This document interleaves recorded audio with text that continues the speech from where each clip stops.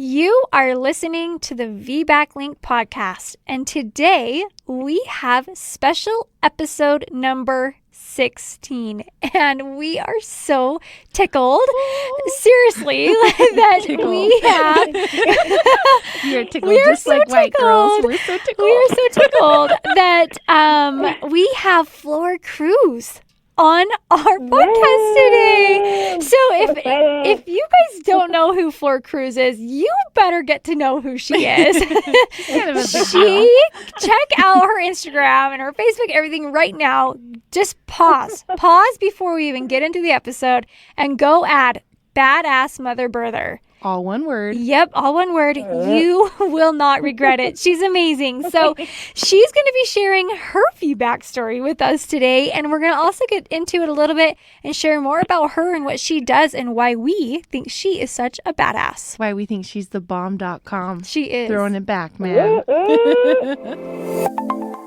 You are tuned in to the VBAC Link podcast with Julie Francom and Megan Heaton, VBAC moms, doulas, and educators here to help you get inspired for birth after having a C-section. Together, they have created a robust VBAC preparation course along with this uplifting podcast for women who are preparing for their VBAC. Although these episodes are VBAC specific, they encourage all expectant moms to listen and educate themselves on how to avoid a cesarean from the get-go. The purpose of this podcast is to educate and inform. It is not meant to replace advice from any other qualified medical professional. Here are your hosts, Julie and Megan. Okay, so I was 21 when I had my first son. I read what to expect when you're expecting. I watched some birth videos and whatnot, and I had kind of an idea of how I wanted to give birth to my son. I really didn't want intervention. I didn't want an epidural, even though I didn't know what an undisturbed birth was and didn't know much about birth. I knew that's kind of like what I wanted for the birth of my son. Mm-hmm. And I figured that once I got to the hospital that I could just go in there and just tell them what I wanted, and then that would be that. And when I got to the hospital, I quickly found out that a lot of the people there had their own agenda. They weren't very happy that I didn't want the epidural, that I kind of wanted to be left alone. I felt very railroaded at my first birth. Like I felt like all of these things were happening to me without me being actually in control. Mm-hmm. So I'll never forget the nurse who said, "Why would you not want the epidural? Don't you want to be happy when your baby's born?" And that really stuck with me because I felt like she made me feel like being in pain would not allow me to be happy when my son was born. Yeah. And so I gave in to the epidural because everyone in the room was like against me, wanting me to do it. And I was crying. I was in tears while they were giving me the epidural. I didn't want it. And the anesthesiologist just said, you need to stop crying and catch your breath, or I'm going to, hit a spot in your spine that you don't want me to hit. It just felt like very cold to me. And there was the provider that was there that day was a midwife who was on call. And I just remember her being very calm when she came in, and she kind of like saved the day for me a little bit because she was like, "You're going to be fine. And, baby's going to come out." And I pushed for like 3 hours on my back, just hard pushing. I never thought I was going to be able to get him out. And when he came out, I knew I loved him because he was my son. But because so many things were happening to me and were out of my control, I didn't feel connected to him. Mm-hmm. I would hold him, and it was like kind of almost like holding a stranger's baby. Yeah. And it took me a long time to connect with him on an emotional level because I was trying so badly to disassociate myself from the birth and what had just happened and how all these things had happened that I didn't want. He wound up in the NICU because he had really bad jaundice, so I was separated from him for about a good week. I wasn't really able to breastfeed him. I was able to breastfeed him for maybe like a couple weeks, and that was it. I wound up formula feeding him. It was just like we had a really rough start with each other. Mm-hmm. And so I didn't want to have any more kids after that, to be honest. I was like, if this is how people give birth, I don't want to have another baby. I really don't. The marriage with my son's father ended, and lots of years kind of went by. I I met my husband, and when I met him, he had a 4-month-old son. So it's like I was kind of thrusted into being a mom all over again, Yeah. which was unexpected for me. But at the same time, it gave me the opportunity to like bottle feed and change diapers and like be a parent again, like to a baby, and like kind of feel good about it again. Mm-hmm. And so after being married for a little while, me and my husband talked about having children of our own. It took me probably about a good year of kicking around the idea of thinking, okay, maybe I do want to have more kids. And around that time, I had been doing doula work, but I was kind of fairly new. I had done some internship at a birth center. So I was watching like a lot of home births and birth center births, hospital births, like helping people advocate for themselves. But I was fairly like a new doula at that time. And so I became pregnant, and then I had a miscarriage. So that was devastating to like not want to have kids, to being pregnant and then having a, early miscarriage. So that was hard for us. And then 2 months after my miscarriage, I was pregnant again, and we were excited. We were elated, and the pregnancy was progressing well. Everything was going good. And then it started out with my gestational diabetes, which sucked really bad. And then he was in a frank breech position very early on. But my intuition told me that he wasn't going to turn. Like, I just knew he wasn't going to turn. Every time I went to see my provider, he said, it's rare. Most babies usually turn. You've already had a vaginal birth. I wouldn't worry about it. Like, he seemed very nonchalant about it, but I was worried. I just knew that he wasn't going to turn. I was GBS positive. Let's see, my blood pressure was starting to creep up on me because I was becoming very nervous during all of my appointments with the provider. And so we reached a point to where, I'm 36 weeks, and he's in a frank breech position, and he's there. And I talked to my provider, because he's an older provider, and I said, I know you know how to deliver breech babies vaginally because you're an older provider. I know you know how to do it, and I do not want to have a cesarean. I want you to help me deliver this baby vaginally. And he absolutely said no. He absolutely wouldn't do it. And I said, what do I have to do for you to help me get this baby out? And he said, you would have to come into the hospital with the baby halfway hanging out of you for me to. Oh my gosh.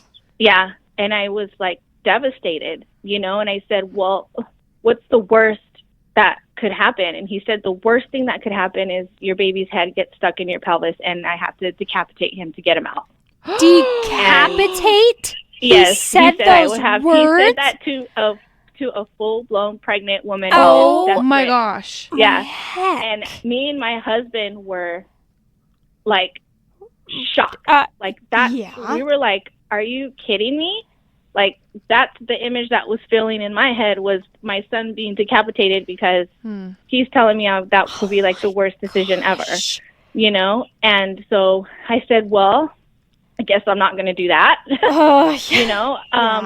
So I asked him, what about an ECV to turn the baby? And he said, well, the worst thing that could happen with that is that the placenta has an eruption, and I have to wheel you off to an emergency cesarean, and you're not going to see your baby being born. That's the worst that could come from that. And they said, well, if you're not going to give me any other options, then I'm going to do the ECV. I want to try to turn him. And he said, wow, usually when I tell people that, they don't want to try an ECV. So he was, He was trying to talk to me out of. He was trying to scare you out of it. Yeah. Yeah, he was essentially trying to talk me out of even trying to turn my baby. And I was like, no, I'm not. Like, I need you to try to turn him. Yeah. So I did everything in the meantime to try to turn him. You name it, I did it. Like, everything. I prayed to him. Like, I talked to my baby. I cried to my baby. I did inversions. I went to a chiropractor. I did moxibustion. You name it, I did it. You worked Nothing hard. Worked. I did. I worked so hard. And he did not want to turn.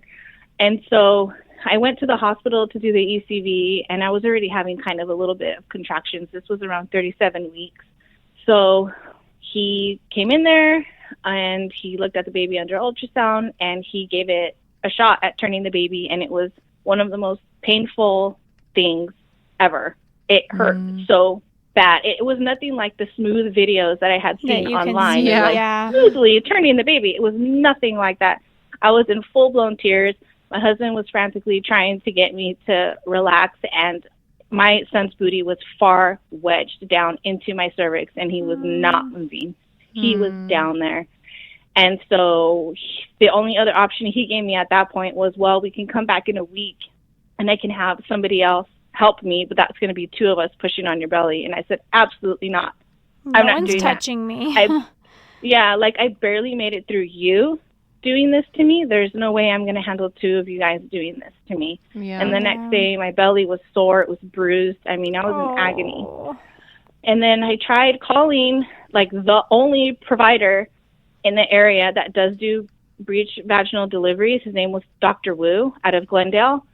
And I was already so far along that they were like, there's no way, like, you're too far along. Like, we can't take you. And I died on the inside because I was a perfect candidate. I had already had a vaginal delivery. Yeah. He was in a frank breech position. He wasn't measuring large. I didn't need Pitocin for my first birth. Like, I was a perfect candidate in the eyes of someone who does vaginal breech deliveries.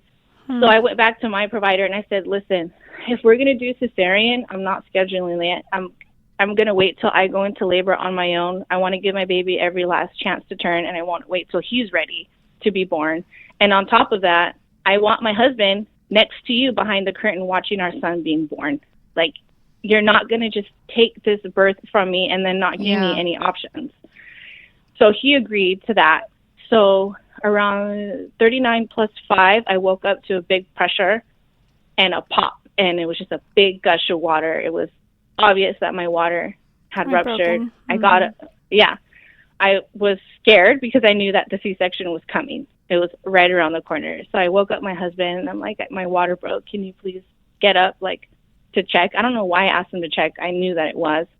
But he got up and he looked and he said, yeah, your water is broken. So I got up, I went to the restroom, and I had already seen meconium in my water, which is normal. He's butt down. Yeah. Butt down babies have meconium, like, right away. And I actually went to the bed and I laid back down. I didn't want to go to the hospital. Yeah. I didn't want to go. And my husband was like, what are you doing? Like, we have to go. And I did not want to go. And so I got up, we got our stuff, and my contractions started right away. I started feeling them right away, and they started coming. Like, it wasn't like going smoothly into it. They started coming quick. So we went to the hospital right away, and by the time we got into triage, I was already, like, gasping for air, like, struggling to get through my contractions. It was going to happen quick had he allowed me. So the nurses came in, and they called my provider right away, and he was there, I feel like, within 10, 15 minutes. Like, it was fast. They must have called him and told him, like, she's progressing quickly, so you need to get down here. So he got there. He checked one more time with ultrasound to make sure that the baby was still breech, and he was still breech. So at that point, I was like, well, I gave my son to the last second, pretty much, to turn. So they brought me into the operating room, and I was really struggling to get through my contractions at that point while they were giving me my spinal. And the nurse was holding me and helping me breathe through everything, and they were just coming and coming and coming on top of each other.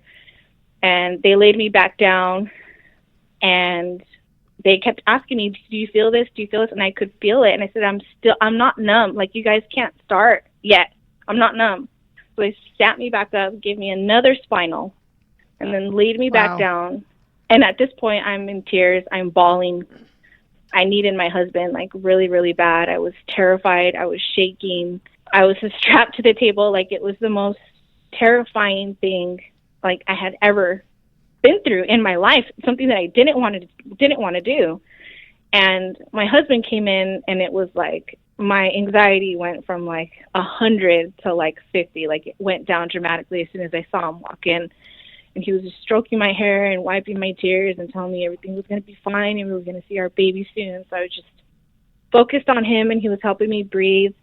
And so they started the surgery, and my provider called my husband to him behind the curtain. So my husband started walking behind the curtain, and the nurses tried stopping him, but the provider said, I told him that he could be back here.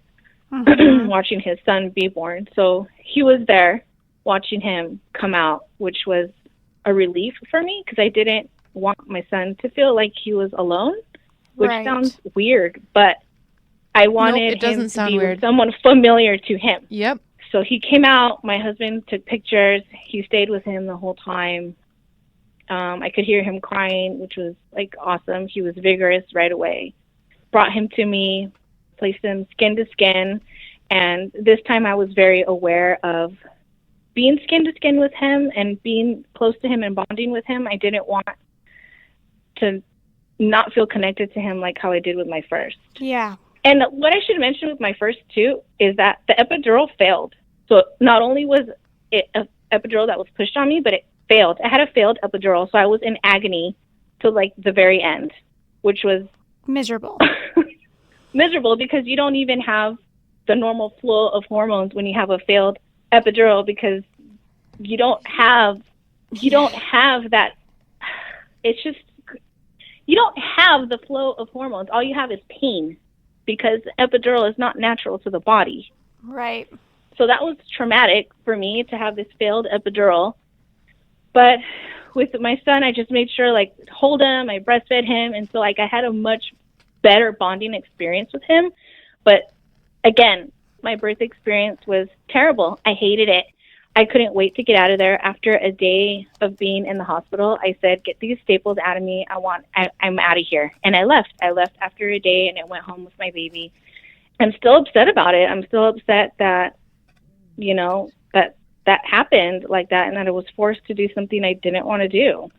And let's see, 10 months after that surgery, I found out I was pregnant again, which was a total shock. And I cried when I found out I was pregnant because I knew how hard it was going to be to get a VBAC and how unsupportive a lot of people are of it.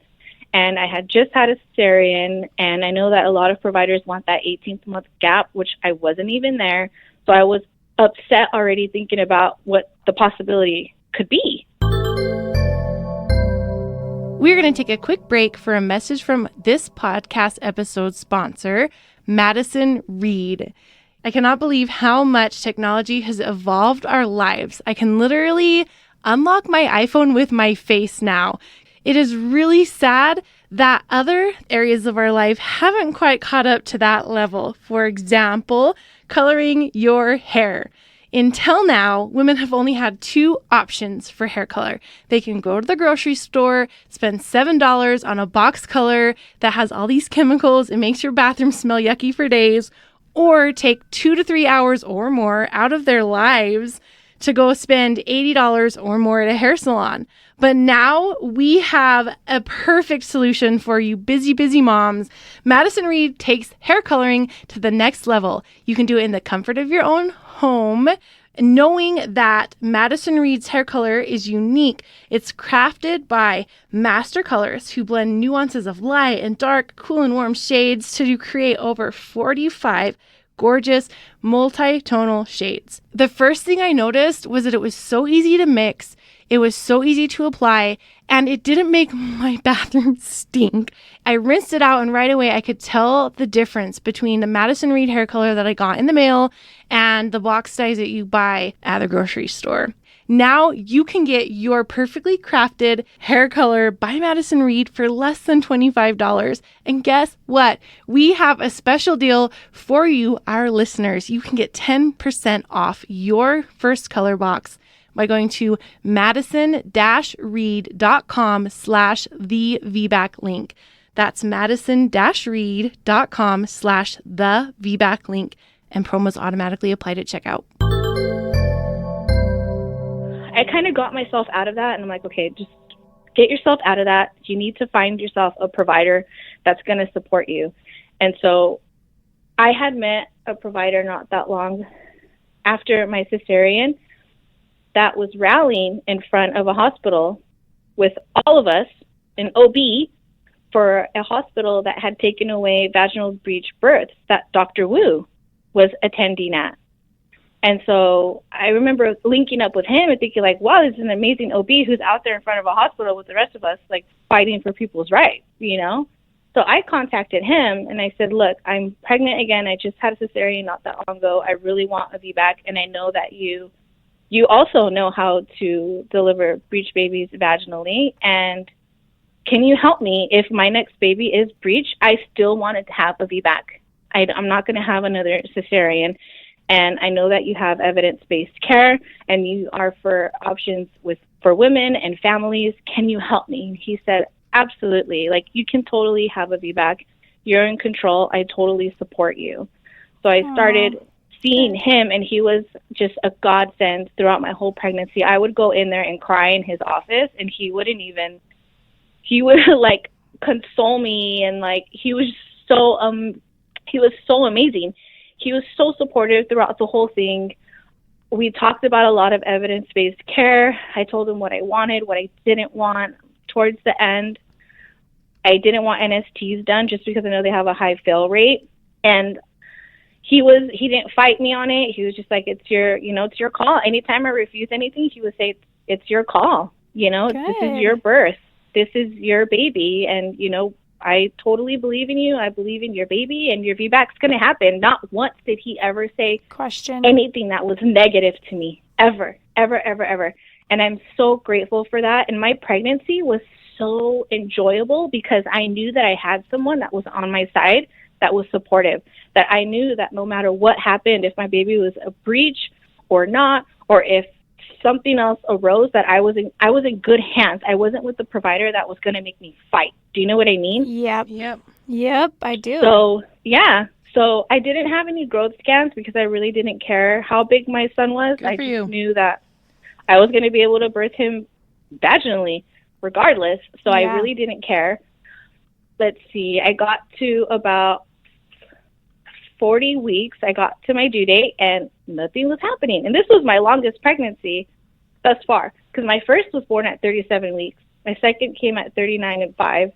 And here I am at 40 weeks and I'm still pregnant, Yep. So everyone around me was like, what's going on? Is the baby going to come out? And like, what's the doctor going to do about it? Like, what do you mean what the doctor's going to do about it? It's not going to do anything.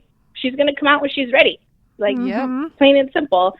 And people would ask me, how dilated are you? I don't know, and I don't care. I'm not checking. My doctor is not going to check. We don't care. It has nothing to do with what's going on with my body. She's going to come out when she's ready, when my body's ready to give birth to her. So I spent the last, few days just like not caring, to be honest. Good just for like, you. baby's going to come, and like feeling good about it, And I also had a real big fear about rupturing and not seeing her being born.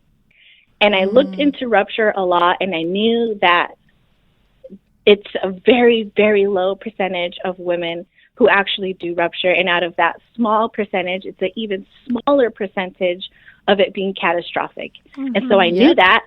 I knew the facts. I knew it logically, but it was still something that scared me in my mind of missing out on seeing her being born. I don't know. It's just something that I couldn't wrap my head around. But I was still like, I'm going to be back. I'm going to do it. And I know the facts, and I'm going to go for it. Yeah. So let's see, 40 plus 4. My husband woke me up. He said, are you okay? In the middle of the night, I said, yeah, why? What's going on? He goes, you're just like making some weird moaning noises in your sleep. And I was like, what? That's weird. And a contraction hit, and I was like, oh my gosh, I've been like in labor, sleeping in my sleep, and was like moaning through my contractions. That is so funny. Yeah, I was like, oh my gosh, that's so weird. So I was able to sleep through them because they were kind of far apart at that point. That's awesome. And then when the morning came, I was like, okay, like we're in early labor at this point. And if we're not in early labor, then it'll happen on another day. And I just went about my day normally. I didn't call my doctor. I didn't tell anyone I was in labor, to be honest, except for my husband. And every once in a while, I would get in contraction that just required a little bit more focus. And I would just come to my room and I would get through it. And I would go back to my regular day with my kids. And nighttime came and everything kind of slowed down a little bit. So I was able to lay down and go to sleep. But then around 3 a.m, I believe it was, I woke up and I was immediately couldn't breathe through my contractions. I woke up to I was in it. And I woke my husband up. I said, like, this is it. We need to call a babysitter to have her come over here because things are starting to move along. And the hospital I live in LA, so traffic, I mean, 5 miles down the street could take you an hour, you know what I mean, depending on the traffic. So I said, call the babysitter so she can come down here and we can, get going. By the time the babysitter got to us, my contractions were about 5 minutes apart at that point. They were painful, but I was getting through them. We got to the hospital, checked in, and as soon as we got to the hospital, I could feel my contractions like fizzling out, which I knew was normal, right? Like physiologically, birthing women, just like any other mammal, you come in contact with a lot of lights and sounds and people you don't know, and labor has a tendency to slow down. Yeah. So I was like, okay, this is normal. I am in labor. This is normal. So they checked me, and I was 5 centimeters at that point with a bulging bag of water. So I texted my provider, and I said, hey, I'm at the hospital. I'm 5 centimeters. And he was at another hospital at that time. So he was like, oh, well, let me see if I can leave here to come to you where you're at. So I was like, oh, no, I hope I don't get stuck not having him here. But the hospital that was at had midwives on call, and there was tons of midwives there that day that were being really awesome. They were like, sure, get up, walk around. Like, nobody really fought me on my birth plan, to be honest. Like, they weren't like, you have to stay out of the monitor and you can't do this and you can't do that. Good. They were like, oh, yeah, like, get up, walk around. Like, you can do what you need to do. That's fine. And they put a lot of pressure on me that day because there was like 3 other VBACs that day at the hospital. And they were like, you're our best candidate today. So wow, awesome. That's and I was awesome. like, oh, my gosh, don't put that pressure on me. So let's see. I was in triage, I feel like, forever because they were so packed that day. And I was just walking around my room, pacing the room and going through contractions. They came and checked me again, and I was at a 6. And she said I was very stretchy. So they were trying to hurry up and open up a room for me upstairs. And at that point, like, I had to poop really bad. Like, my bowels just, like, emptied themselves out like crazy. So I was like, okay, this baby's going to come soon because that's a sign that baby's coming down and things are clearing out. So they brought me upstairs to my room, and there was a midwife there on call that I didn't know. And she came in, and she was like, hey, well, for you to get an epidural, I recommend that you do it, like, now because you're progressing, and if you wait any longer, you're not going to be able to get the epidural, and if you rupture and you don't have an epidural, you're not going to be able to see your baby born. And I knew that what she was saying to me was complete BS. Yeah. Because I had already had this conversation with my provider about if I don't have an epidural, what's going to happen if I do rupture? And he said, well, if it's not a crazy rupture, which usually most ruptures aren't crazy, there's enough time for me to get you situated, and it's not going to be, I'm not going to have to knock you out. He said if it's something that is, baby needs to come out now, it doesn't matter if you have an epidural in or out, I have to put you under because I have seconds to get your baby out. So I had because it takes a long time for the epidural to take effect enough for surgery. It takes way longer for that, even if you already have it placed, than it does to knock you out. Yeah, that's what he said. He said, I don't have 15, 20 minutes for someone to come in, top off your epidural. I have seconds to get your baby out. So whether you have it in or out, I'm going to put you to sleep. So it's up to you if you want to have an epidural or not. It doesn't make a difference, to be honest. And so I went in there knowing that, and I hadn't made up my mind really about whether I wanted an epidural or not. I just knew that I didn't want an epidural that was going to fail, like I did happened the first time. I was scared to have a failed epidural, and I was also scared to be put to sleep because I didn't want an epidural, which I knew wasn't something logical. But here I had a midwife in my face telling me, you need to do it now, or otherwise, if something happens, we're going to have to knock you out. And I feel like it made me more scared. And every time she would talk to me, my blood pressure would creep up. And my pulse would start to creep up. Yeah, and she'd be like, what's going on? Are you okay? I'm like, because you're talking to me about rupturing. You're scaring me. Yeah. Get out. This isn't good for my mental state here. Yeah. Like, you want my blood pressure to go down and my pulse to go down, then I need you to leave the room. Like, you are scaring me. And my provider, I kept in contact with him on the phone the whole time because he still wasn't able to get to me. And he was basically just like, you're doing fine. You don't need to do anything. Like, you're in control. You can refuse anything. And at that point, I was still like 6 centimeters. I hadn't progressed very much. And I think it was because all the talking of rupturing that she was having with me was stalling me. Mm-hmm. I knew that, like, in my mind. And so she was like, you need to, you know, if you're not progressing soon, we need to start Pitocin, blah, blah, blah. And I was like, I don't want to do that. My baby's fine. I'm fine. I'm just going to keep laboring, and baby's going to come out on its own. I don't need to do anything. And my provider also told me, you don't need to do anything. You're fine, and your baby's fine. We just need to give it time. Yep. Just give it time. And so, again, she just kept coming in with talking about the epidural. And then I got into a state of panic. I got into a state of, what if I do rupture and they do have to put me to sleep and I'm not able to see her being born? And I got into a panic, and I was like, I'm just going to get the epidural, because if I stay in this state of panic, my baby's not going to come out. Yep. My baby's not going to come out. So I was trying to figure a way of getting back into relaxing so she could come out, because what I didn't want to do is to stay in the state of panic and then I have a repeat cesarean.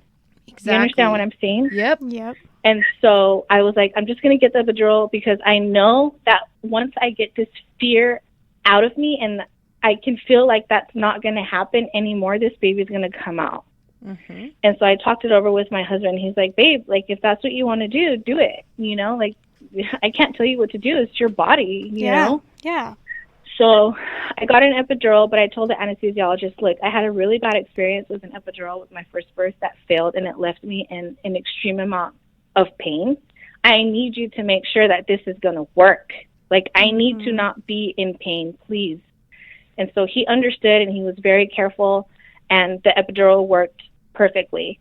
And so once it was in, I said, everybody get the hell out of my room, turn off the lights, give me a peanut ball, and start turning me over and over every 15, 20 minutes. I need to keep this baby moving and my pelvis open, and that's exactly what happened. So after about an hour, my water broke. So I was like, cool. Everything's going to start happening really quickly now. And then I felt her, like, drop. Almost like a floodgate opened. Like, I felt her drop, like, really heavily into my pelvis.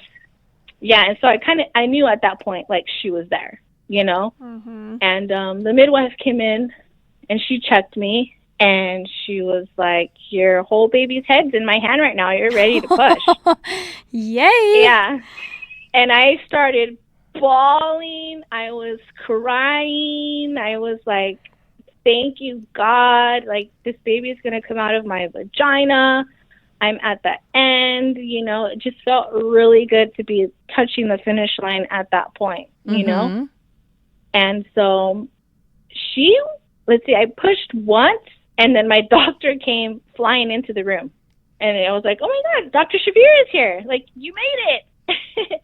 And so he let the midwife kind of assist me at that point. He didn't want to interrupt what she was doing. And I wasn't on my back. I was sitting up, and I wasn't in stirrups. I didn't want to be on my back pushing for hours and hours. I didn't want to be in stirrups. So I sat up, and just the midwife sat on the bed next to me. Mm-hmm. And she stayed really hands off, to be honest. I gave another push, and her head came out. Awesome. And then I gave another push, and she came out. I think I pushed like 3 times, maybe, at the most.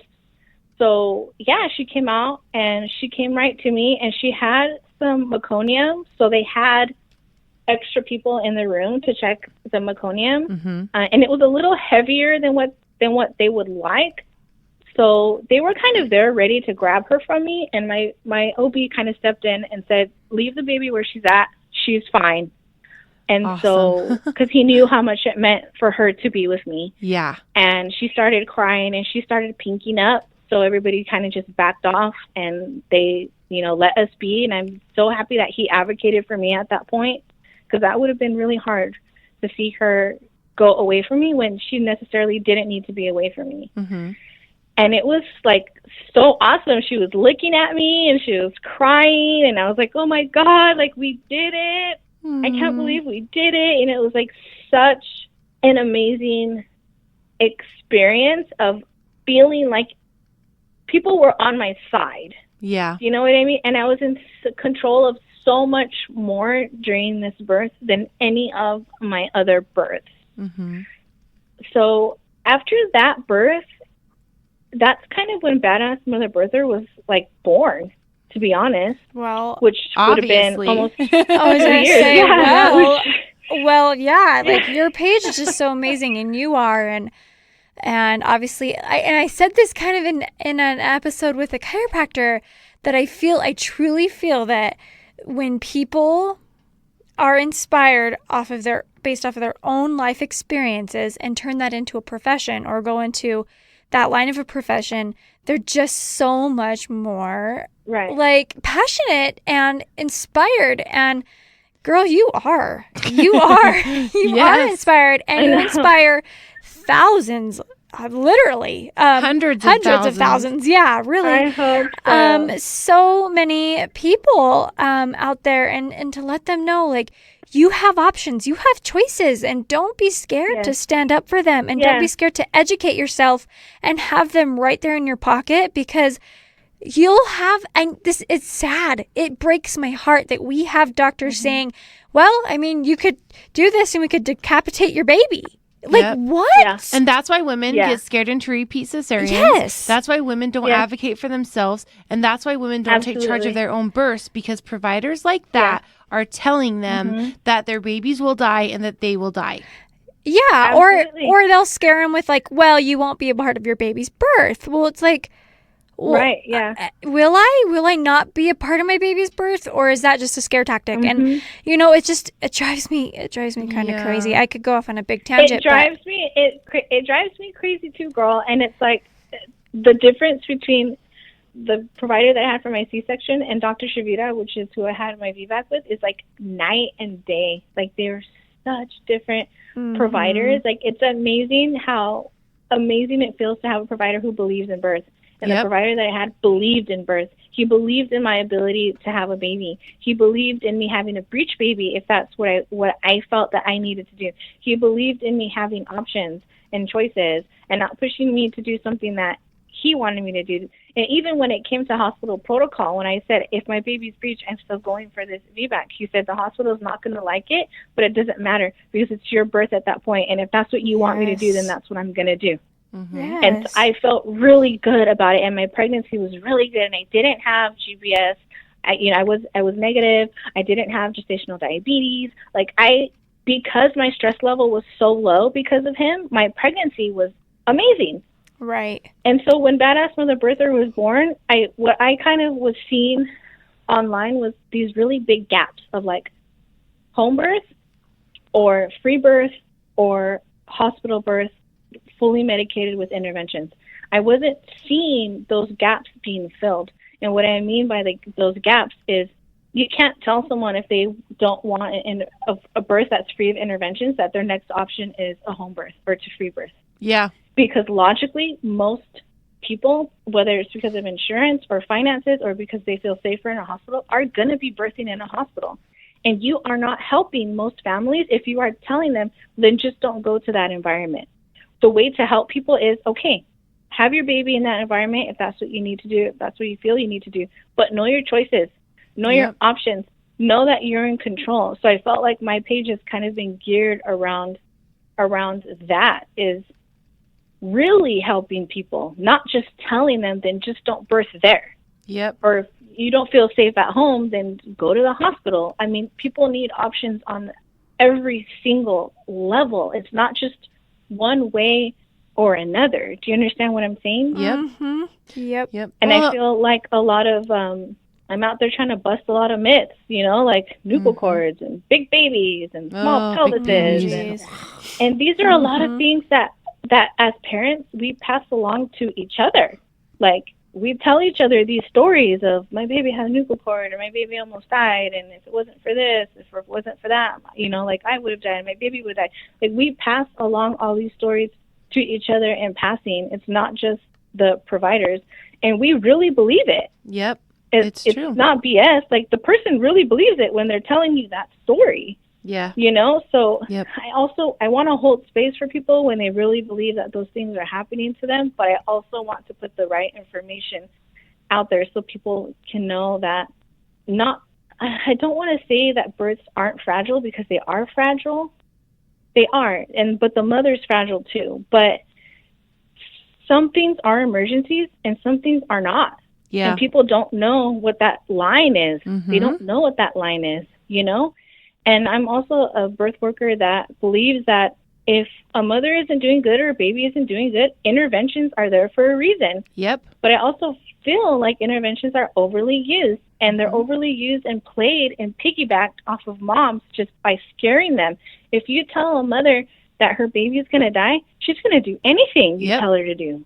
Yep. She's going to do anything you tell her to do. Absolutely. And so the system has a really hard time when people come in there and they know what they want to do with their birth and they have their evidence. They have a really hard time and make people feel like, well, you must not love your baby enough because you're not doing what we're telling you to do. And that's not it. That's not it. Yep. Yep. Well, that's the only way to get the system to change, too, is by educating the individual woman and having her advocate for herself and ask the right questions. And the more and more people do that, it's just hospitals are, and birth just generally is a business. It's a business, and the birthing people are the consumer, and the hospital and the birth centers and these midwives and the providers and the OBGYNs, they are the business. And the more consumers that demand things that the business doesn't provide, the more likely the business is going to be to shift how it does business to meet the needs of their changing customer base. And so by the individual person and the individual parent becoming educated, knowing what's a true emergency, knowing how to avoid the emergencies in the first place, you know, where you can, because like you said, sometimes interventions and cesareans are truly necessary and they are life-saving. Megan and I have both seen it many times. Yeah, but knowing how to tell the difference and how to safely avoid interventions that are not necessary is huge. It's huge. And by educating these women is the biggest way that we can help change how the United States handles maternity care.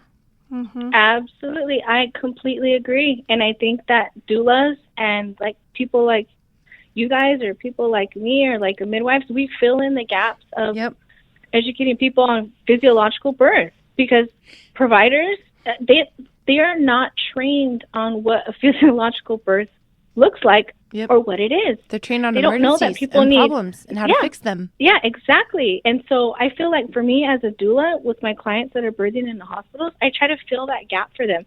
I go in there, I'm like, let's turn the lights off. Let's do essential oils. Let's use the soft voices. If someone's having a contraction, we're not standing above the mother. We are kneeling next to her. We are not talking through the contractions. We are giving her soft touch. We are keeping her near her baby. If she has any fear, we are talking about the fear.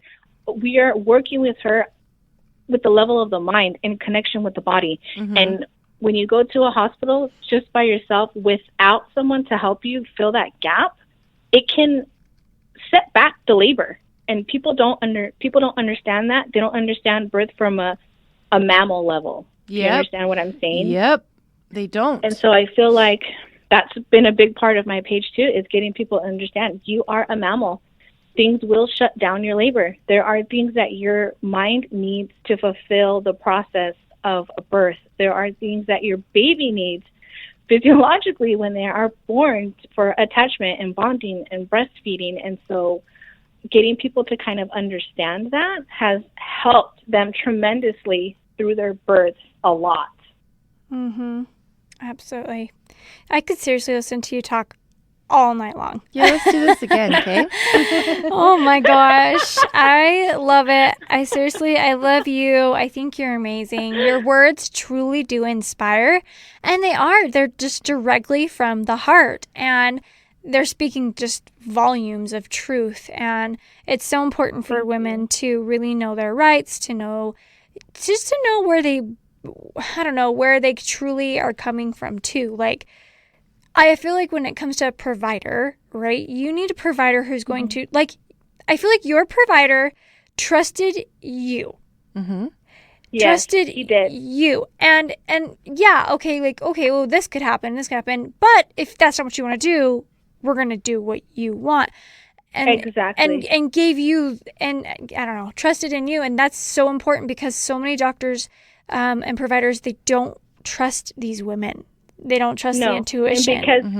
and because he trusted me, I was able to trust him in return. Exactly. And what I mean by that is, reciprocated. if he were to have come to me and said, listen, baby's not doing good, or you're not doing good and you need to have a cesarean, I would have trusted his word on that. Yep. Which is so important, to be able to trust your provider when they tell you something like that. And so there was a mutual trust between the both of us, which was an amazing feeling to have with a provider, which is something that most women don't experience, to be honest. And it makes me feel really sad for people. I get messages from people all the time telling me about their traumatic births and just things that happen to them, and they come to me to hold space for them. And that's what I do. I hold space for people. I like to validate people's feelings, because I don't feel like anything is too stupid to cry over. You know what I mean? Yes, People will say, oh, your baby's healthy, so just be happy. And that's, and for There's me, more I to feel it. like, yes, like women are not vessels. We're humans. We are people. We remember the things that happen to us for the rest of our lives, especially during the births of our children. I've talked to women who are in their 90s who tell me about their births, and they have tears in their eyes. They remember things that happened to them, and they can affect you for the rest of your life. Postpartum depression is a huge problem. Oh, yeah. Maternal suicide is a huge problem. People aren't realizing that these are directly correlated to our mental health history and how we are birthing, how we are treated during birth. But most of our parents in society has raised us to doctor knows best, and you do what the doctor tells you to do. And as soon as we go into the doctor's office, it's like whatever the doctor says, whatever they need to do. And literally the hospital is the only place where I see women be treated so abusively, and it's okay. Yep. If the things that happen in a hospital were to happen outside of those doors, people would be going to jail. And that's real. That is I'm telling true. you right there. Yep, That I've is seen it so too. real. And it's disheartening, but you know, that's what Badass Mother Birther's there for. That's what you guys are there for. And all these other social media outlets is there to tell people you do not lose your bodily autonomy as soon as you walk into those doors. You are allowed to say no. If you don't want anybody touching you, nobody's allowed to touch you. You are in charge. When people figure that out, they go into their birth with a whole new world of perspective and possibility. It's amazing. Yeah. Yep, it absolutely is. We've seen it. We see it happen all the time. And that's really true. I was just going to say, do you know what, something that bugs me so much is I've had a couple clients just recently say like, oh, I totally understand why people say the moment you have a baby, you know, all your values and all your decency goes out the window. And like there's no dignity in childbirth. Yeah, it's like, it just bugs me because I've had a couple clients that, you know, not everyone just wants to like have their vaginas like out in the open, and not everyone wants to like be naked and be exposed and have 5 million people looking at their vagina or putting their hands on their vagina. And it's so important to understand that. Like, you do not have to have 5 people do a cervical check. You know, there's residents and stuff. You don't have to be uncovered to have a cervical check. And so I think that's something too. Like, you know, you don't stand up for yourself. If you're uncomfortable, you're probably going to clam up, and it's not going to help your cervix anyway. So, yeah, be true to yourself and know what you want, and speak that to your team and let them know, hey, this is not what I want. So, Don't be afraid to fire anybody that comes into your birth space. Or even in the middle of labor, kick nurses out, ask for the charge nurse, ask for a new nurse. You're in charge. And if anyone's making you feel like you're not in charge, then that needs to change. Yeah. Yeah. Ideally before labor begins, but if it has to in the middle of labor, make it change. Make your needs known. Yeah. Yep. Definitely. Well, Flor, thank you so stinking much for being with us tonight, because I just love you, and I think the world of you, and I love what you're doing, and your page is so inspiring, and I love going over and seeing, like, when Instagram says that you're live, I'm like, ooh, I want to go see right now. Like, I will stop my life. I'm telling my kids, be quiet. Like, I want to hear her. I want to hear what she's saying, because I just think you're amazing, and I love what you're doing, and I love your stories and everything about you. So again, everyone, if you did not pause the episode before, go right now and add Badass Mother Birther on Instagram and Facebook. You guys will not regret it. She's incredible. Her words are incredible, as you heard in this episode. Yep, absolutely. We want to just speak for 2 seconds to women who are dealing with birth trauma or have those fears surrounding childbirth based on their past experiences. We deal with that a lot at the VBAC Link. It's one of the things we go over in our classes, in our challenges, and in a lot of things that we do. And so we want to just refer you to our blog, thevbaclink.com/blog. We have a blog called How to Heal from Birth Trauma. It's going to talk about all the causes of birth trauma, how to get help for it, how to identify when it's something that might need more attention, and where to go when it does need more attention. And we have a wonderful recommendation for some books and other resources to help you deal with that past trauma. So make sure you head over there, thevbaclink.com/blog, and scroll till you find the blog called How to Heal from Birth Trauma. Interested in sharing your VBAC? Head over to thevbaclink.com/share to submit your story. For information on all things VBAC, including online and in-person VBAC classes, the VBAC blog, and Julie and Megan's bios, head over to thevbaclink.com. Congratulations on starting your journey of learning and discovery with the VBAC Link.